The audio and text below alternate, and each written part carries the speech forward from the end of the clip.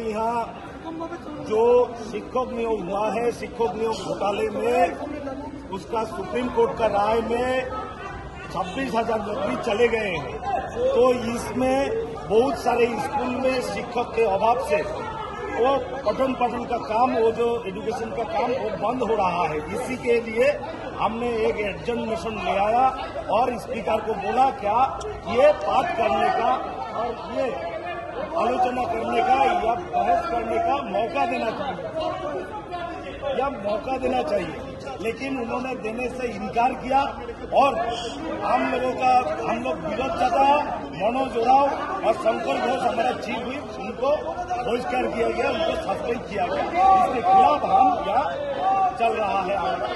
आज के लिए सस्पेंड हुए। आज के लिए सस्पेंड हुए ना? नहीं, वो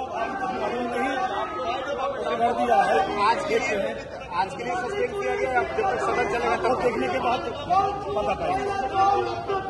এই সদনের সমস্ত কাজ মুলতবি রেখে এই গুরুত্বপূর্ণ বিষয়ে আলোচনার দাবি জানাচ্ছি। এটা আমাদের দাবি ছিল, কিন্তু আমাদের দুর্ভাগ্য মাননীয় অধ্যক্ষ মহোদয় এটা এক পেশে সিদ্ধান্ত নিয়ে আমাদের পড়বার অধিকারও দেয়নি এবং তিনি বলেছে এটা সাবজুডিস।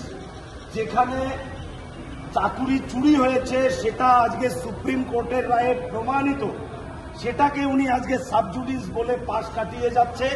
আমরা তার প্রতিবাদ করেছি। সেই প্রতিবাদ করার কারণে মাননীয় অধ্যক্ষ মহোদয় আমাদের মুখ্যমন্ত্রীর সামনে আমাদের সহকর্মী মাননীয় মনোজ ওরাও মহাশয়কে সাসপেন্ড করলেন। আজকে বিধানসভার ভিতরেও গণতান্ত্রিক পরিবেশ প্রতি মুহূর্তে লঙ্ঘিত হচ্ছে। এটা লজ্জা, এর প্রতিবাদ মুখ্যমন্ত্রী বেশ কয়েকজন, আমি ছিলাম, কিছু ছিল, কমলাকান্ত আদা ছিল, মনোজ ওরাও, নাজিয়া চান পাউড়ি সহ আরো আমাদের শিক্ষক মহাশয়রা ছিলেন।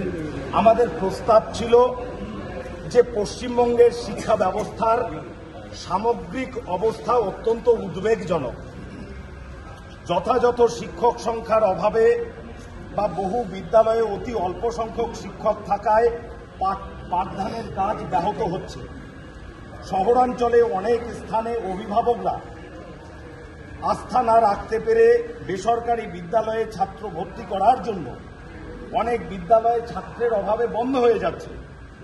সরকারের বিশেষ উদ্দেশ্য পূরণের জন্য তারা যেভাবে অযোগ্য যোগ্য আলাদা না করায় হাজার হাজার শিক্ষক শিক্ষাকর্মী আজকে কর্মচ্যুত।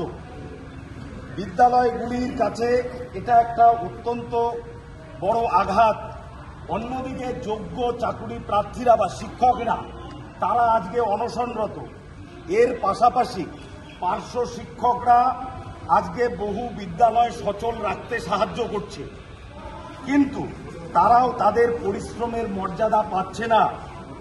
সামঞ্জস্যপূর্ণ সাম্মানিক না থাকায় তারাও আজ অসহায়। সামগ্রিকভাবেই পশ্চিমবঙ্গের শিক্ষা ব্যবস্থা আজ অত্যন্ত সংকটজনক ও বেহাল।